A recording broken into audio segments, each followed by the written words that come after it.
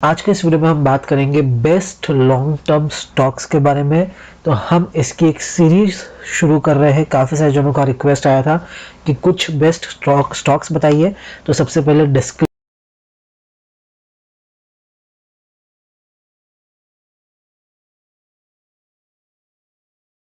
मैं बता दूं कि मैं कोई सेबी रजिस्टर्ड एडवाइजर नहीं हूं। जो भी डिसीजन लोगे आप आपके एडवाइजर से कंसल्ट करके ही डिसीजन लीजिएगा। ये जो भी शेयर कर रहा हूं ये मैं मेरी एनालिसिस शेयर कर रहा हूं आपके साथ। अगर वीडियो पसंद आए तो वीडियो करना लाइक, चैनल पे पहली बार आए हो चैनल को सब्सक्राइब नहीं किया तो चैनल को लीजिए सब्सक्राइब और शेयर कर दीजिए इस वीडियो को अपने फ्रेंड्स फैमिली जिनके साथ आपको शेयर करना है उनके साथ। तो बात करते हैं बेस्ट लॉन्ग टर्म स्टॉक। हर एक वीडियो के अंदर हम एक स्टॉक को कवर करेंगे और एनालिसिस हम करेंगे एक सिस्टम के तहत जो होता है बिजनेस मॉडल। सबसे पहले हम जानेंगे कि वो काम क्या करती है। कंपनी तो है लेकिन वो काम क्या करती है, उसके सोर्सेज ऑफ इनकम क्या है, कमाती कैसे है, स्ट्रेंथ क्या है। स्ट्रेंथ यानी वो बिजनेस के अंदर ऐसी क्या खूबियां है कि वो बिजनेस को बाकी बिजनेस से अलग बनाती है।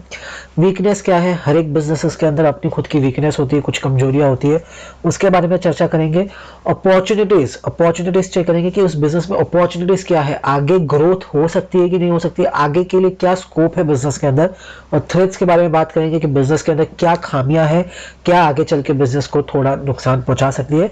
तो बिजनेस मॉडल प्लस स्वॉट एनालिसिस करेंगे हम पहली कंपनी का। और जो पहली कंपनी हमारे लिस्ट में आई है, जो स्टॉक नंबर 1 है, वो है IRCTC।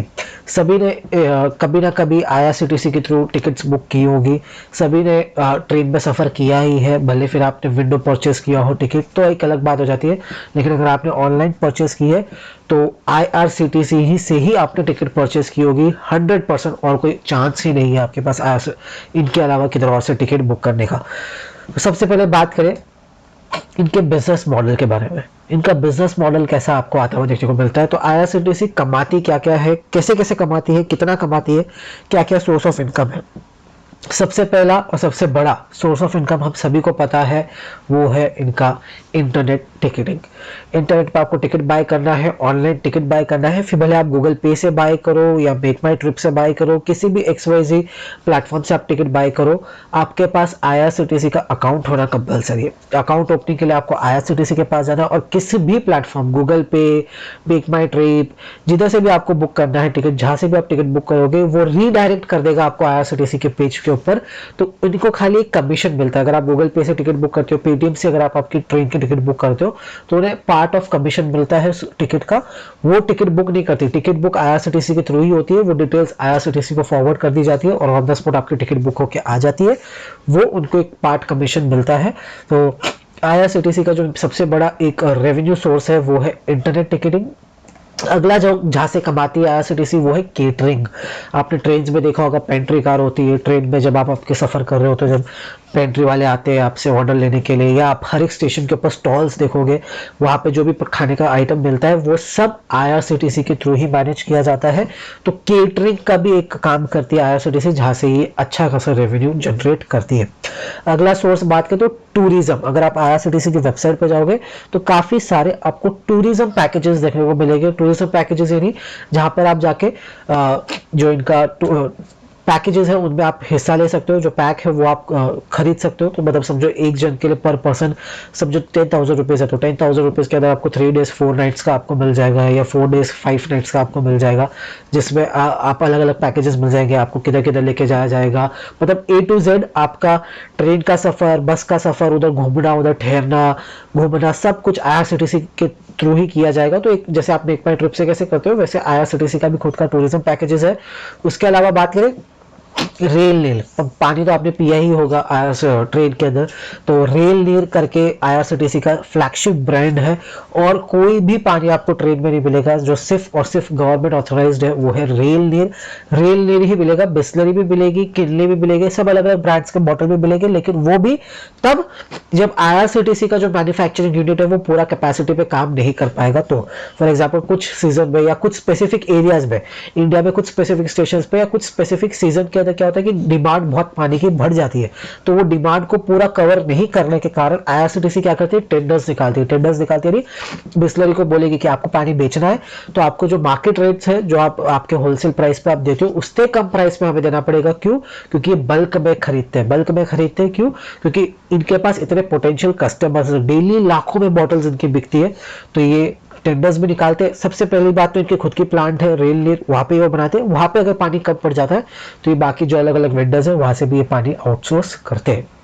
लास्ट, स्टेट तीर्था। स्टेट तीर्था यानी हर एक स्टेट गवर्नमेंट अपने इधर से मतलब थोड़े ओल्ड लोगों के लिए, ओल्ड एज लोगों के लिए तीर्थ कराने का एक करती है, तो अपने स्टेट्स की तरफ से किया जाता है। ऑलमोस्ट फ्री ऑफ कॉस्ट होता है या बहुत मिनिमम कॉस्ट होता है। बहुत मिनिमम कॉस्ट के ऊपर अगर आपको 4 धाम यात्रा करनी है, ये सब करनी है, तो हर स्टेट अपने तरफ से एक फ्री पैकेज निकालती है, जिसमें जो ओल्ड एज लोग हैं, पर्टिकुलर लोग, वो जाके फिल कर सकते हैं और अगर उनका नाम आता है तो वो तीर्थ कर सकते हैं। ऑलमोस्ट फ्री ऑफ कॉस्ट होता है या बहुत बेयर मिनिमम कॉस्ट के ऊपर आपको ये तीर्थ कराया जाता है। तो इधर से भी आईआरसीटीसी कमाती है। अब चेक कर लेते हैं कि कितना कमाती है, कैसे कमाती है, कहाँ से सबसे ज्यादा कमाती है, कहाँ से सबसे कम कमाती है। इनकम सोर्सेज की बात करें तो Q4 का रिजल्ट जो अभी हाल ही में 30 जून को आएगा, 29 जून को आया था ये रिजल्ट, तो उसी का ये एक आपको फॉर्मेट आता हुआ देखने को मिल रहा है। इनकम इस सारे रुपीज इन करोड़ में है। केटरिंग की बात करें 50 करोड़ प्लस ये कमाती है हर क्वार्टर की मैं बात करूं, क्वार्टर ऑन क्वार्टर बेसिस की मैं बात करूं, ये हर 3 महीने में 50 करोड़ से ज्यादा केटरिंग से कमाया है इसने लास्ट 3 महीने में। जब सोचिए ये है जनवरी फरवरी मार्च का, तो जनवरी फरवरी मार्च के अंदर इसने कमाया जो केटरिंग बिजनेस के थ्रू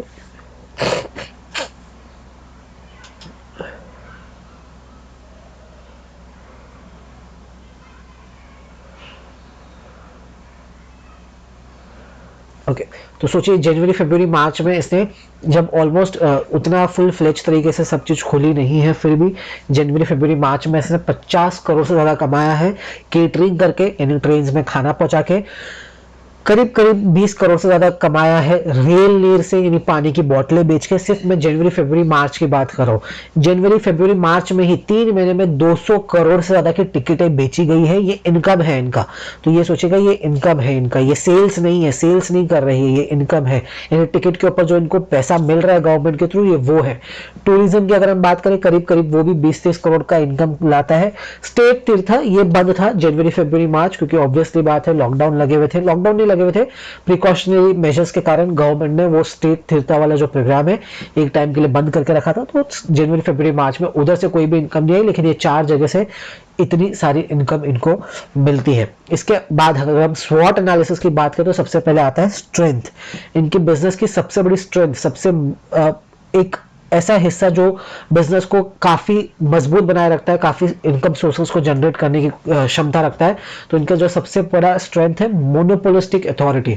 मोनोपोलिस्टिक अथॉरिटी यानी कि ये मोनोपोली है। इधर आईआरसीटीसी के अलावा आप किधर से भी टिकट बुक नहीं कर सकते। भले आप अलग अलग ऐप्स से टिकट बुक कर सकते हो, लेकिन वो ऐप्स भी क्या करती है, वो इनडायरेक्टली आईआरसीटीसी के वेबसाइट पर जाके आपका टिकट बुक करके आपको प्रोवाइड करती है, उन्हें थोड़ा सा कमीशन मिलता है। तो आईआरसीटीसी के अलावा ऑनलाइन टिकटिंग और कोई भी नहीं दे सकता। तो सबसे बड़ा मोनोपोली क्या हो गया इनके लिए, इंटरनेट टिकटिंग। क्यों? Railway ticketing. क्यों? अगर आपको रेलवे की टिकट खरीदनी है ऑनलाइन, आप कोई भी ऐप पे चले जाओ, आपके पास आईआरसीटीसी का अकाउंट होना कंपलसरी है। जिस भी ऐप पे जाओगे वो लास्ट में आपका सारा डिटेल लेके आईआरसीटीसी के वेबसाइट पे जाएगी, ऑटोमेटिक वहां पे टिकट बुक करेगी और आपको टिकट दिखा देगी। तो ये काम बाकी वो ऐप करती है, लेकिन वो ऐप भी घूम फिर के आईआरसीटीसी के पास ही जाती है, क्योंकि उनके पास भी राइट्स नहीं है कि वो टिकट बुक कर सकते हैं। तो अगर आपको टिकट चाहिए रेलवे की ऑनलाइन, तो आईआरसीटीसी यही एक कंपनी है जो आपको टिकट प्रोवाइड कर सकती है। तो सबसे मतलब ये कहते हैं ना, बिजनेस के अंदर एक ऐसा पार्ट है कि मोनोपोली होना बिजनेस के अंदर सबसे बेस्ट काम करता है। क्यों? क्योंकि और कोई कॉम्पिटिटर ही नहीं है, और कोई जन ही नहीं है जो टिकट बेच सकता है आईआरसीटीसी के अलावा।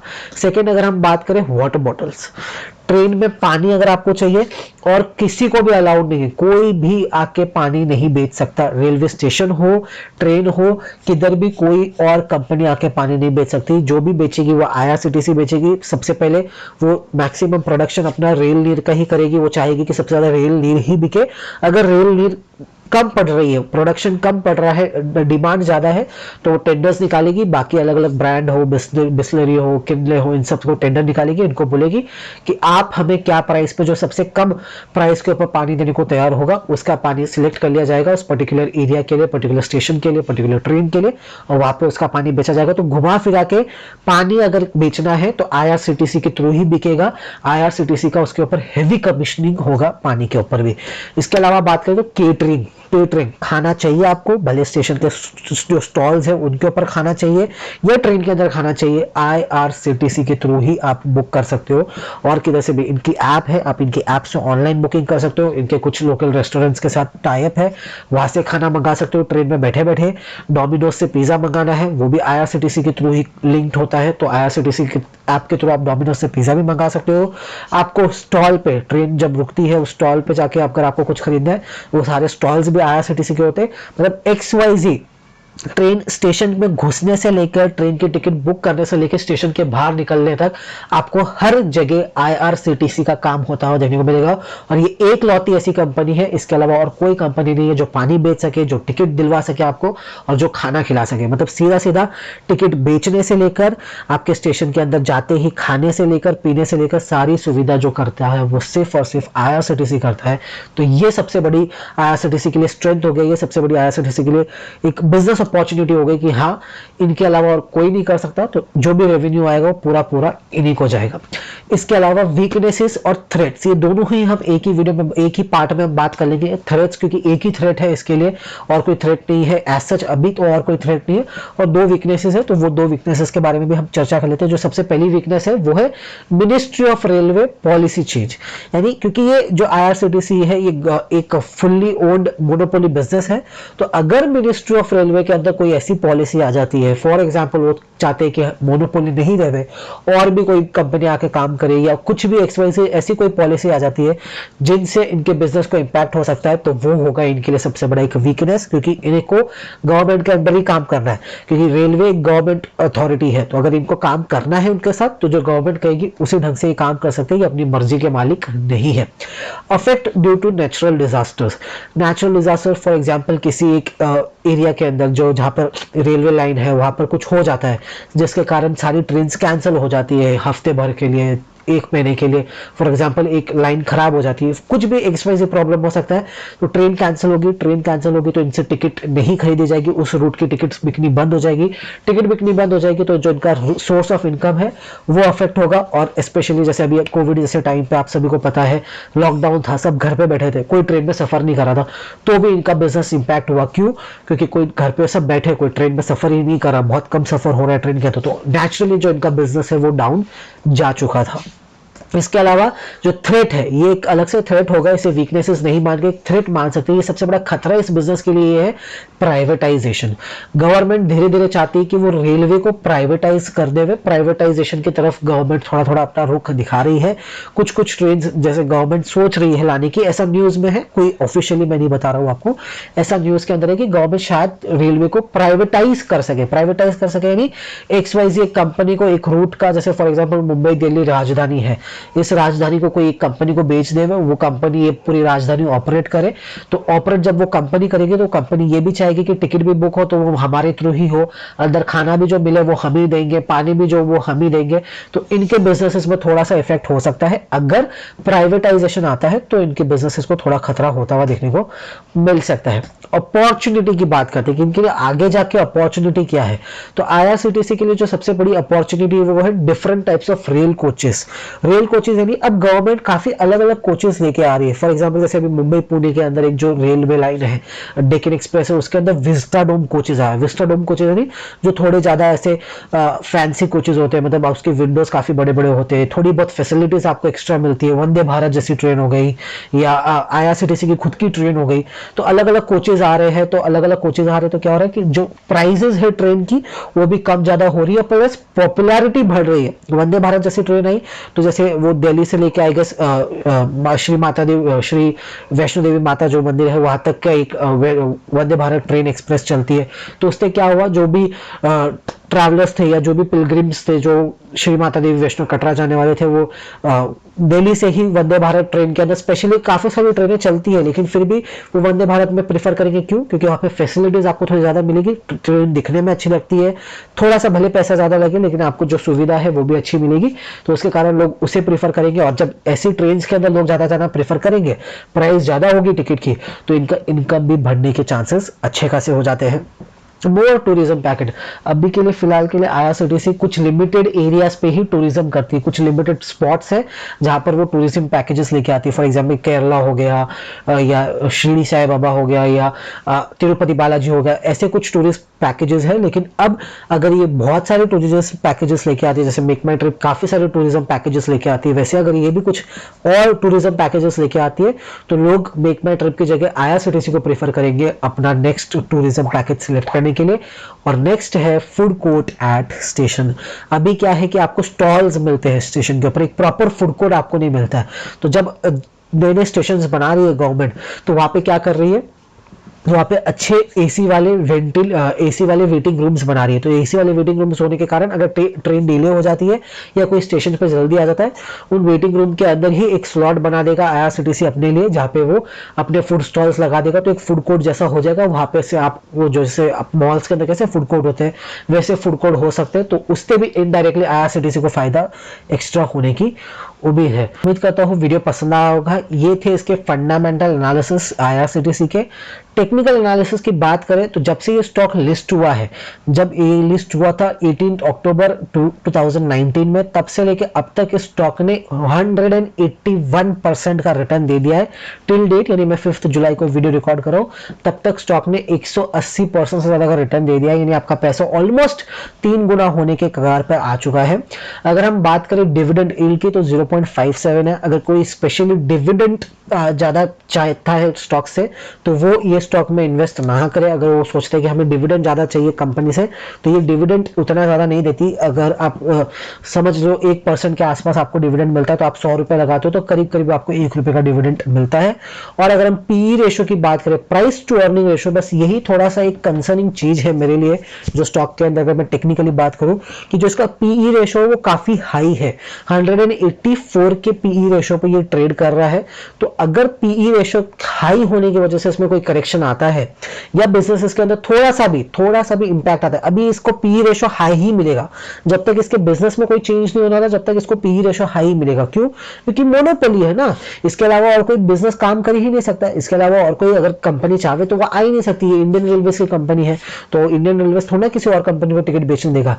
लेकिन कल को जाके प्राइवेटाइजेशन होता है, कल को जाके कुछ और प्रॉब्लम्स आती है इंडियन रेलवे के अंदर, तो ये जो पीई है ये सस्टेन नहीं कर पाएगा, फिर स्टॉक ग्रेजुअली नीचे आता जाएगा। आज इसने एक अपना ऑल टाइम हाई लगाया है 5 जुलाई को, तो आज हमने ये शेयर भी किया था सुबह जब 9 बजे मार्केट खुला था कि बाय कर सकते हैं, अच्छा मूवमेंट आएगा। और एक ही दिन में आज ये स्टॉक ने करीब करीब 6% का मूव दिखा दिया है, 131 रुपीज का मूव दिखा दिया है। तो थोड़ा सा ये रिस्की हो सकता है। अगर आप लॉन्ग टर्म के लिए देख रहे हो, अच्छी है, डेफिनेटली बेहतरीन कंपनी है, लेकिन कल को जाके कुछ अगर नेगेटिव न्यूज आती है तो जो ये पीई डिमांड कर रही है 100 के ऊपर पीई ऑलमोस्ट हर एक कंपनी के लिए हाई होता है, इसका 184 है। तो अगर कुछ प्रॉब्लम्स आती है कंपनी के अंदर या इंडियन रेलवेज के अंदर या प्राइवेटाइजेशन आता है, ये जो पीई अभी डिमांड कर रही है 184 का, फिर ये इतना पीई डिमांड नहीं कर पाएगी। ग्रेजुअली पीई नीचे आएगा, और पीई नीचे आएगा तो शेयर प्राइस भी इसका ऑटोमेटिकली नीचे आना तय ही है। नीचे शेयर प्राइस आएगा तो ही तो पीई नीचे आएगा। तो सिंपल एनालिसिस कर दी है हमने इसकी, फंडामेंटल स्वॉट एनालिसिस प्लस टेक्निकल एनालिसिस हमने कर दी है। वीडियो पसंद आया तो वीडियो को करना लाइक, चैनल को सब्सक्राइब नहीं किया कर लीजिए और इस वीडियो को शेयर कर दीजिए। और नीचे डिस्क्रिप्शन में आपको एक डीमैट अकाउंट ओपनिंग लिंक मिल रहा है। अगर अभी तक आपका डीमैट अकाउंट नहीं है, उस लिंक पर जाकर आप आपका डीमैट अकाउंट ओपन करवा सकते हैं।